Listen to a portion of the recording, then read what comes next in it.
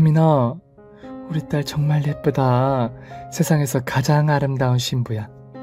너 시집가면 잘 살아야 해. 엄마는 널 위해 사는 거 알지? 네가 행복해야 엄마도 행복하니까 꼭 명심해. 제가 눈물을 흘리며 말하자 딸아이가 가냘픈 손으로 제 눈물을 훔쳐주었어요. 엄마도 참... 신혼집 완공되기 전까지 같이 살 건데 벌써부터 이렇게 울면 어떡해. 그리고 엎어지면 코앞에 닿는 곳에 살 텐데 매주 보고 살 거 아니야. 사실 엄마 나 시집 보내고 안 볼 생각이었어? 무슨 그런 말도 안 되는 소리라니.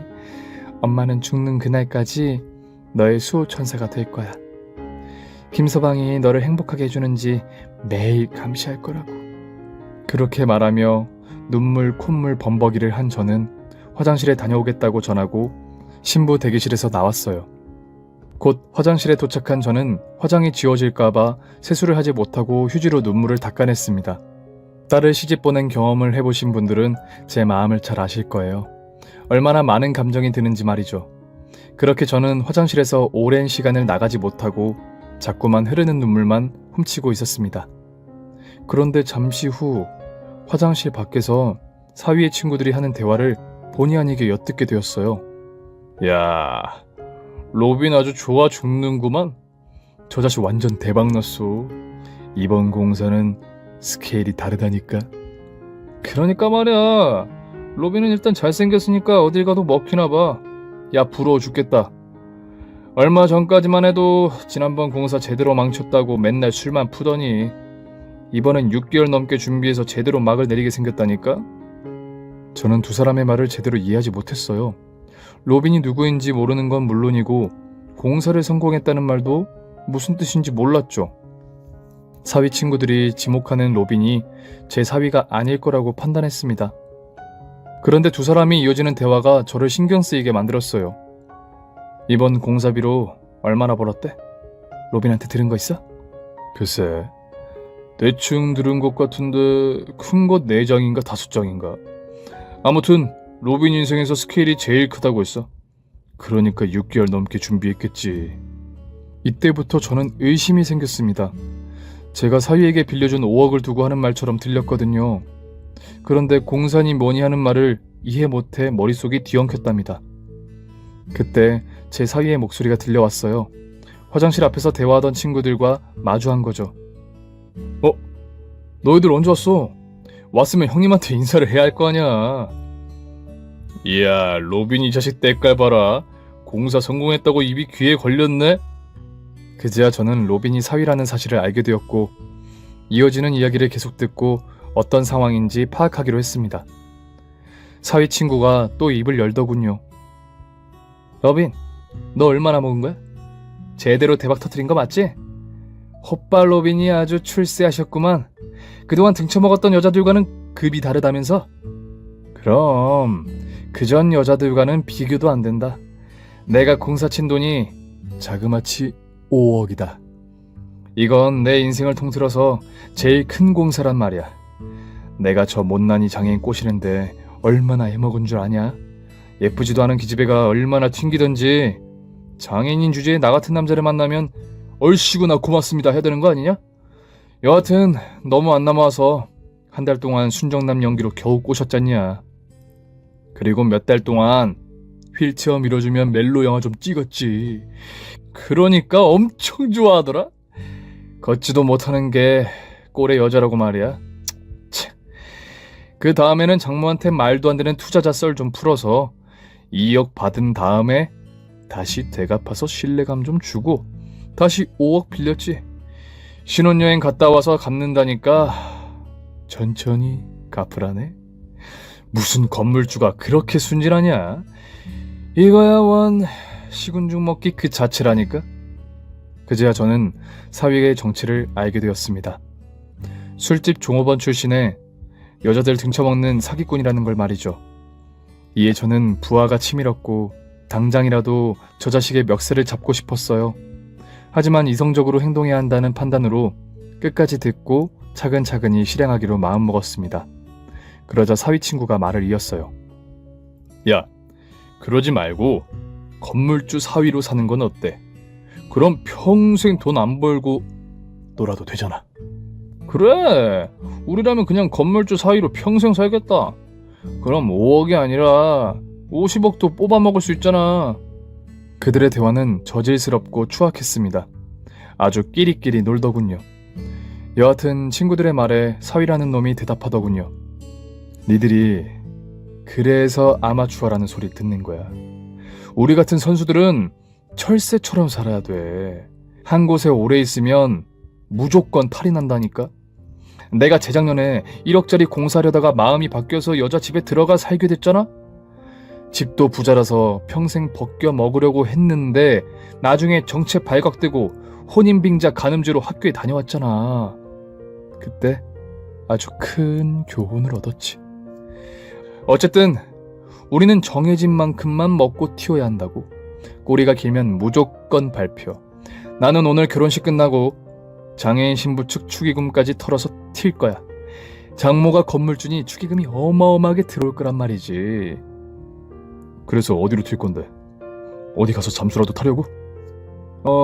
일단 부산에서 놀고 먹다가 잠잠해지면 또 큰 건 터트려야지. 인생은 한방 아니냐. 그 말의 끝으로 사위라는 사기꾼과 친구들은 화장실 앞에서 사라졌고 저는 어떤 결정을 해야 할지 곰곰이 생각에 빠졌습니다.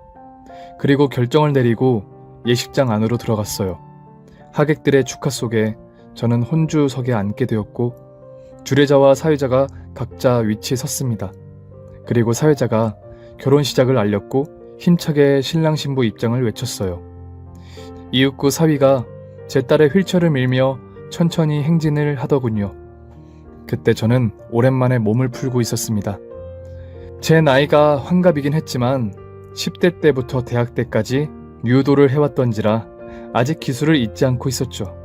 사위와 딸아이가 주례자 앞에 도착할 무렵 저는 무대를 향해 껑충 뛰어 올라갔습니다. 그러자 하객들은 모두 의아한 표정으로 저를 바라보았고 딸과 사위 역시 놀란 표정을 지었어요. 장모님, 갑자기 왜 올라오셨어요? 무슨 하실 말씀이라도 있으신 거요? 아니, 할 말은 딱히 없는데 자네 얼굴을 가까이서 보고 싶어서 올라왔네. 제 대답에 사위는 실실 웃으며 저를 안아주더군요.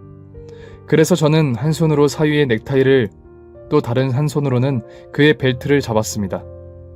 이때 사위가 엄청 당황하더군요. 그리고 저는 사위놈을 번쩍 들어서 업어치기를 했어요.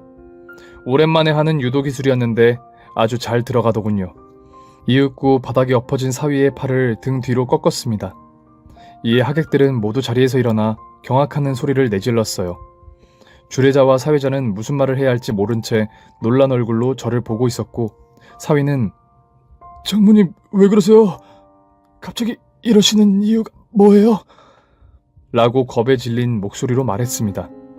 그래서 저는 사위의 귀에 대고 속삭였습니다. 이 호빠 자식아, 네가 감히 내 딸을 가지고 놀고 내 돈을 꿀꺽해? 게다가 축의금까지 가지고 튀겠다고? 그런데 어쩌냐, 이제 네 계획은 모두 끝났다. 무슨 말씀이세요, 장모님? 어디서 무슨 말을 들으셨는지 모르겠지만 일단 팔 좀 풀어주세요. 대화로 풀자고요. 하지만 저는 사위의 팔을 풀어주지 않았습니다. 그러자 하객들이 무대로 난입하며 저를 말리기 시작했죠. 하지만 제 힘이 워낙 좋아서 아무도 저를 제지하지 못했어요. 이윽고 제가 신고한 경찰들이 예식장 안으로 들어왔고 사위 손목에 쇠고랑을 채웠습니다. 그리고 말하더군요. 이 자식 이거 깜빵 다녀온 지 얼마나 됐다고 또 사기를 치냐?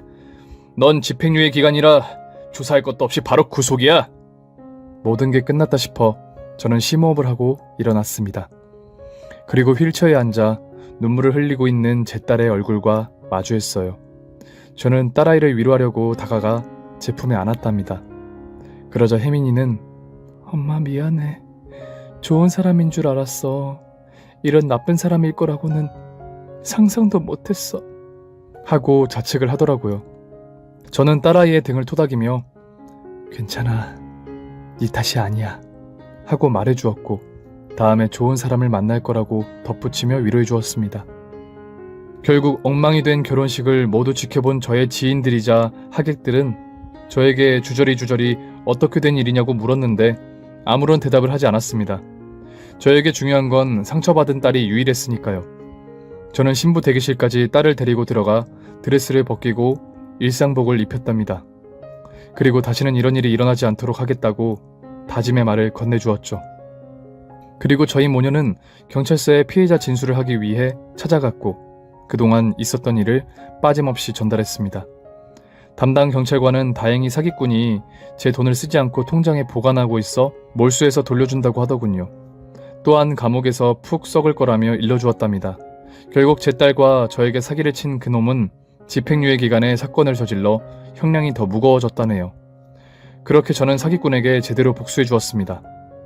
그날 이후 딸아이는 집에만 박혀 있었어요. 화실에서 그림 그릴 정신이 없다며 당분간 쉬겠다고 하더라고요. 그리고 문득 예전에 딸의 유학을 막은 게 생각났습니다.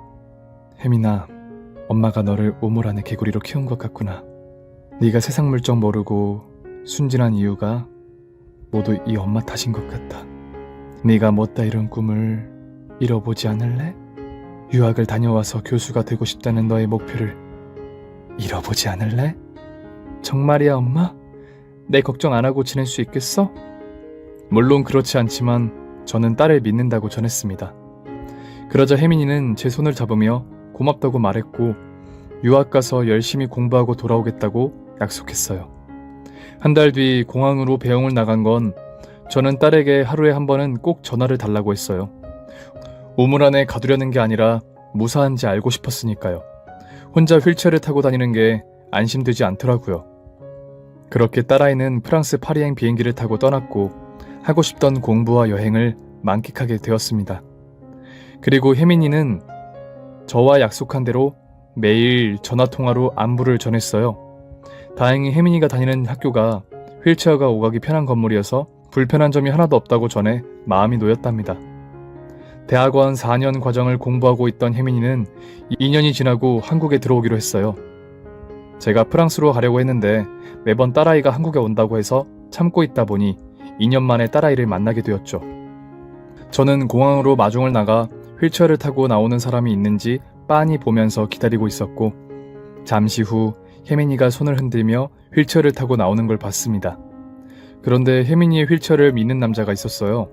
저는 비행기에서 내려 도움을 주는 외국인이구나 생각했는데 제 딸과 너무 다정해 보여 연인 사이라는 걸 느끼게 되었답니다. 일단 오랜만에 만난 딸을 품에 안고 고맙고 잘 왔다고 인사를 나누고 딸아이의 뒤에 서 있는 외국 남자가 누구냐고 물었습니다.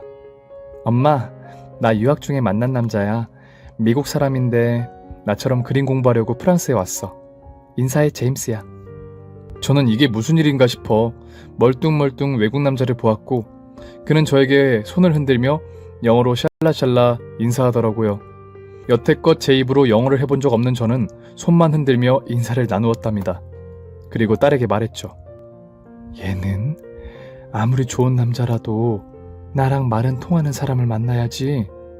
걱정 마 엄마. 제임스 좋은 사람이야. 나랑 같이 한국에서 교수가 될 거야. 그리고 벌써 제임스 부모님한테도 인사도 드렸는걸? 그리고 혜민이는 이제 진짜 사랑하는 사람을 만났다며 꼭 제임스와 결혼하고 싶다고 덧붙였습니다. 저는 무슨 말을 어떻게 해야 할지 몰랐어요. 제임스와 말이 통해야 제 딸을 사랑하는지 묻거나 사기꾼이 아닌지 알 수 있을 거잖아요. 여하튼 저는 제임스를 집으로 데려가 한국 밥상을 차려주었어요. 그런데 생긴 것만 외국인이지 식성은 한국 사람 못지 않았답니다. 말이 통하지 않아 딸아이가 중간에서 통역을 해주기도 했는데 저는 직접적인 대화를 나누고 싶어 바디랭귀지를 했네요. 그리고 제임스는 어설픈 한국말로 혜민이와 결혼하고 싶어요 라고 말했습니다. 하지만 저는 예스라고 대답하지 않았어요. 혜민이에게 좀 더 두고 보고 결정하자고 통역해주라고 했죠. 그렇게 며칠을 저희 집에서 머문 딸과 제임스는 다시 파리로 돌아갔고 딸아이는 지속적으로 저에게 제임스의 안부를 전하며 결혼하고 싶다는 이야기를 자주 했습니다. 저는 몇 번을 거절했지만 딸아이의 단호한 결정에 두 손을 들고 말았고 유학을 마치고 제임스와 그의 부모님이 함께 귀국했네요. 사돈 측은 저를 배려하려고 결혼식을 한국에서 하기로 했다고 전했고, 예쁘고 귀한 딸을 나의 아들과 결혼할 수 있게 해줘서 고맙다고 하더라고요. 그제야 저는 제임스가 사기꾼이 아닌 좋은 부모님 밑에서 자란 멋진 남자라는 걸 확신하게 되었고, 얼마 뒤 제 딸과 제임스는 결혼식을 올리게 되었답니다. 그리고 지금 딸과 사위는 다른 대학에서 교수로 일하고 있는데요. 착한 사위가 딸아이의 픽업을 다 해주며 많이 아껴주고 있습니다. 게다가 자주 딸의 신혼집을 둘러보면 사위가 늘 식사를 챙겨주고 있었고, 딸아이의 발까지 씻겨주는 걸 제 눈으로 보았네요. 이렇게 제 딸을 사랑해주는 사람이라면 어느 인종이든 상관없다는 걸 깨달았죠. 그리고 저는 아직도 사위와 바디랭귀지로 대화를 나누고 있네요. 그리고 딸아이와 사위는 아이 가질 노력을 하고 있는데 생각만큼 쉽지가 않은지 아직은 소식이 없네요. 그런데 아이가 없으면 어떻습니까? 딸이 행복한 걸 보니 저는 더 기대하는 일은 없습니다. 제가 겪었던 사건과 결말을 재밌게 써본다고 썼는데 재밌었죠? 그럼 제 딸에게 응원의 한마디를 꼭 남겨주세요. 제 딸도 여기 채널을 자주 듣는 팬이랍니다. 그럼 저는 물러갈게요. 오늘 사연도 잘 들으셨죠? 구독과 좋아요 눌러주시면 다음 사연 준비하는데